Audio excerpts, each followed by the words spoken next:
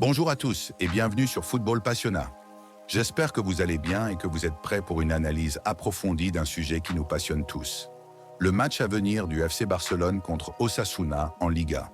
Mais avant d'entrer dans le vif du sujet, je vous invite à vous abonner à la chaîne, à liker la vidéo et à partager avec vos amis passionnés de football. Cela aide grandement à faire grandir la communauté et à proposer encore plus de contenu riche et analytique. Aujourd'hui, nous allons détailler les enjeux de cette rencontre, le contexte dans lequel elle s'inscrit, la forme actuelle du FC Barcelone, l'importance de la rotation des joueurs, les statistiques clés et bien plus encore. Une analyse approfondie pour que vous puissiez comprendre tous les aspects de ce match. Restez jusqu'à la fin, car nous conclurons avec une synthèse percutante et une projection sur la suite de la saison. Contexte du match. Entre Liga et Ligue des Champions. Le FC Barcelone, actuellement leader du championnat espagnol, doit affronter Osasuna dans un contexte bien particulier. Certes, cette rencontre est cruciale pour conserver l'avantage en Liga, mais elle survient à un moment charnière de la saison, juste après un match éprouvant en Ligue des Champions face à Benfica.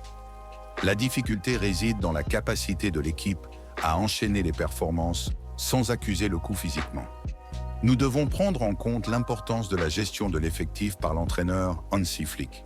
En effet, alors que l'objectif est de jouer chaque match avec intensité, les joueurs doivent aussi garder en tête le match retour face à Benfica. Cette double priorité peut impacter la stratégie adoptée contre Osasuna. Pourquoi faut-il être indulgent avec le FC Barcelone ce week-end? Tout simplement car l'équipe sort d'un effort physique exceptionnel contre Benfica. Il est humain que les joueurs ressentent de la fatigue et Hansi Flick devra prendre des décisions judicieuses concernant la composition d'équipe. Retour sur le match contre Benfica, une performance historique. Avant de nous plonger dans l'analyse du match contre Osasuna, revenons sur une statistique historique. Le FC Barcelone est devenu la première équipe en Ligue des Champions à remporter un match à l'extérieur après avoir joué plus de 69 minutes en infériorité numérique. Ce n'est pas anodin. Gagner à 10 contre 11 à l'extérieur et maintenir un niveau de performance aussi élevé relève de l'exploit. Les chiffres sont impressionnants. Pedri a parcouru plus de 13 km durant ce match. C'est une statistique digne d'une rencontre de 120 minutes, alors que le match n'a duré que 90 minutes. Cela montre bien l'intensité de l'engagement des joueurs et explique pourquoi certains d'entre eux devront être mis au repos face à Osasuna. Analyse de l'adversaire. Osasuna, une équipe en difficulté? Osasuna n'est pas dans sa meilleure forme.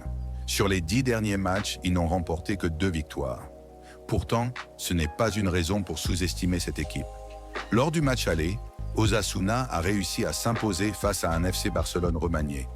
Un contexte similaire se présente aujourd'hui et les joueurs d'Osasuna voudront en profiter. Mais pourquoi ne pas aligner le 11 titulaire habituel? Certains pensent qu'il faudrait commencer avec les meilleurs joueurs, mener au score, puis faire tourner.